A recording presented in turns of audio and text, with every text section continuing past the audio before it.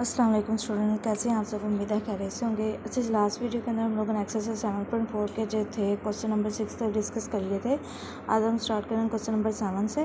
तो इसके अंदर लास्ट आप लोगों ने फाइंड करना है T E raised to power 2t sine of B T. ये इसके एंगल के अंदर लिखा हुआ है बी टी। अब देखिए, हम लोगों ने पहली तो बात इसको हम लोग डेरिवेटिव और फॉर्मूला से इसको क्या कर रहे थे, सॉल्व कर रहे थे। -1 की पावर क्या थी, n, डी की power n over D S N, और साथ हमारे पास यहाँ पे होता था E raise to power A T, और उसका मतलब प्लस का क्या लेना होता था, डेरिवेटिव लेना होता था। ठीक है, मतलब ये चीज़ जो होती थी कि हमें यहाँ से पता चलती थी किस चीज़ का हम लोग डेरिवेटिव ले रहे थे। और ये जो टी की पावर n होती थी, ये हमें टी इंडिकेट करता था कि आपने कितने डेरिवेटिव लेना। मतलब अगर टी की पावर 1 होती थी तो एक ही डेरिवेटिव, अगर टी की पावर 2 होती थी तो 2 डेरिवेटिव लेने होते थे, 3 होती थी 3, तो इस तरह ये फर्दर चलता था। लेकिन उस केसेस में सिर्फ हमारे पास e raise to power 2t या एक ही सिंगल फंक्शन होता था इसके साथ, जिसको हम लोग आराम से रिप्लेस लगा के सॉल्व कर लेते थे। अब हमारे पास e raise to power 2t भी है और साइन बी टी भी है। सबसे पहले तो हम लोगों के पास इन दोनों का फॉर्मूला पता होना चाहिए। जैसे हमारे पास साइन ऑफ के टी का अगर हम लोग प्लस लेना चाहें तो वो हमारे पास किसके इक्वल आता है जी, वो हमारे पास होता है के ओवर एस स्क्वायर प्लस के स्क्वायर। ठीक हो गया, सॉरी, हाँ, के स्क्वायर।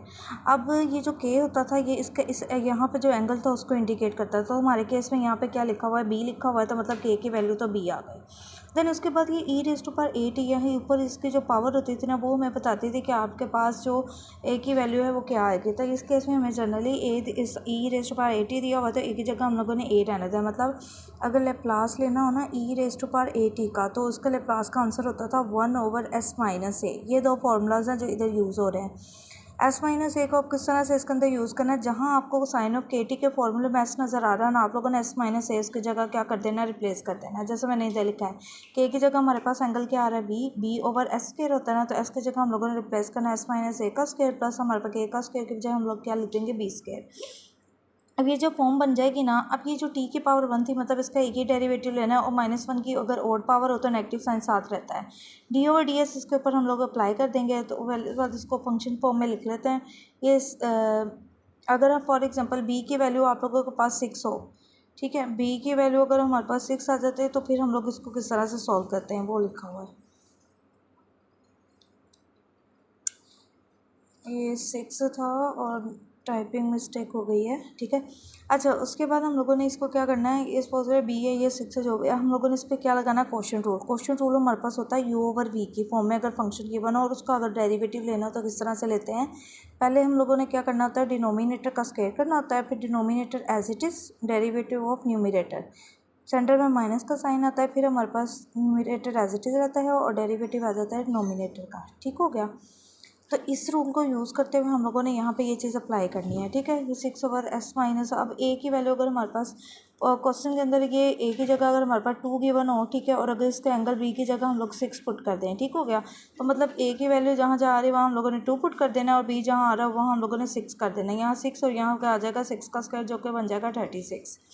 क्वेश्चन रूल अप्लाई करते हुए हम लोगों ने इस पर क्या करना है, ये हमारे पास जो एस माइनस 2 का स्क्वायर प्लस 36 है, इसका पहले क्या कर देना, स्क्वायर कर देना है, ठीक है। ये इसको 6 ही कर लें, ठीक है, ये 6 ही है। उसके बाद क्या करेंगे, डिनोमिनेटर को एज इट इज़ रख देना है, जैसे ये इधर वी का स्क्वायर और वी एज इट इज़ रख दिया, और फिर डेरिवेटिव आ जाएगा न्यूमिनेटर, जो उसको हम यू कहेंगे, ऊपर वाले को यू का हुआ ना, कॉन्स्टेंट नंबर 6 है, उसका डेरिवेटिव आ जाएगा 0, माइनस आएगा सेंटर में। अब हमारे पास 6 एज इट इज़ रहेगा और डेरिवेटिव किसका आ जाएगा, इसके डिनोमिनेटर का, जो हमारे पास -2 का स्क्वायर प्लस 36 है। पहले तो इसके ऊपर पावर रूल अप्लाई करेंगे, पावर स्टार्ट पे आ जाएगी और पावर में से कम करेंगे तो हमारे पास s-2 रह जाएगा, और 36 कॉन्स्टेंट नंबर का डेरिवेटिव वैसे ही 0 आ जाएगा, और s का s के रिस्पेक्ट से डेरिवेटिव क्या हो जाएगा, 1 बन जाएगा। अगर आप लोगों को डेरिवेटिव का कॉन्सेप्ट वीक है तो आप लोग मेरी प्लेलिस्ट में जाकर कैलकुलस के जो वीडियोस हैं उनके देख सकते हैं, वहाँ पे डेरिवेटिव के आपको सारे कॉन्सेप्ट इजीली मिल जाएंगे, ठीक है। और मज़ीद ये कि इससे जो 7.4 के प्रीवियस क्वेश्चन भी मैंने करवाए हैं उनको भी अच्छे से रिवाइज़ कर लें, बिकॉज उसके अंदर क्वेश्चन नंबर 5, 6 उन सब पे हम लोगों ने क्वेश्चन रूल को बार बार क्या किया, रिवाइज़ किया हुआ है।